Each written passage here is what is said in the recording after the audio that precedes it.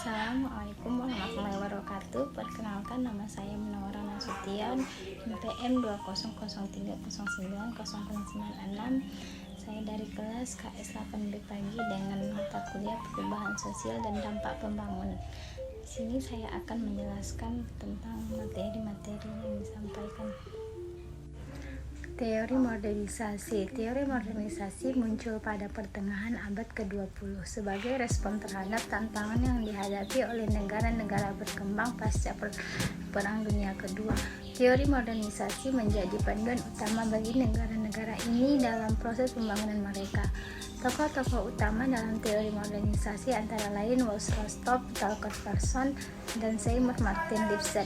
Teori modernisasi didasarkan pada beberapa asumsi utama. Yang pertama, teori ini menganggap bahwa semua masyarakat mengikuti jalur perkembangan yang sama dari tradisional ke modern.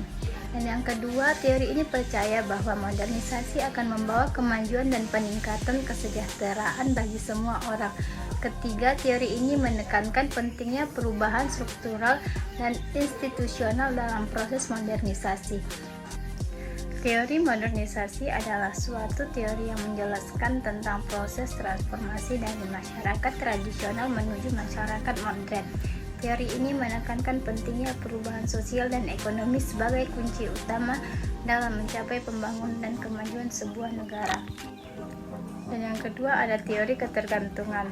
Teori ketergantungan muncul sebagai reaksi terhadap teori modernisasi yang dominan pada pertengahan abad ke-20. Teori modernisasi berpendapat bahwa negara-negara berkembang dapat mencapai kemajuan ekonomi dengan meniru model pembangunan barat. Namun, para pendukung teori ketergantungan berpendapat bahwa struktur ekonomi global justru memperburuk ketidaksetaraan antara negara-negara maju dan berkembang. Tokoh utama dalam pengembangan teori ketergantungan termasuk Rolf Regis, Henry Gunder Frank, dan Fernando Cardoso. Teori ketergantungan adalah salah satu pendekatan yang digunakan untuk memahami dinamika pembangunan dan ketidaksetaraan global. Teori ini lahir sebagai reaksi terhadap teori modernisasi yang menganggap bahwa negara-negara berkembang dapat mencapai tahap pembangunan yang sama dengan negara-negara maju melalui proses industrialisasi dan urbanisasi. Teori ini membantu menyadarkan tentang ketidakadilan dalam hubungan ekonomi internasional dan bagaimana faktor-faktor seperti ketergantungan, ketimpangan, dan hubungan global yang dapat mempengaruhi upaya pembangunan di berbagai negara di dunia. Dengan mempertimbangkan kritik dan terus mengembangkan teorinya, teori ketergantungan tetap relevan dan bermanfaat untuk memahami tantangan pembangunan global yang kompleks. Teori sistem dunia. Teori sistem dunia muncul sebagai tanggapan terhadap keterbatasan dan kritik terhadap teori modernisasi dan teori ketergantungan. Para tokoh utama dalam pengembangan teori ini seperti Immanuel Wallerstein, Fernando Henrique Cardoso berpendapat bahwa perubahan dan pengembangan global harus dipahami sebagai bagian dari sistem ekonomi yang lebih luas, bukan hanya dari perspektif negara-negara individual. Secara keseluruhan, teori sistem dunia memberikan kerangka analisis dunia yang berguna untuk memahami dinamika pembangunan global.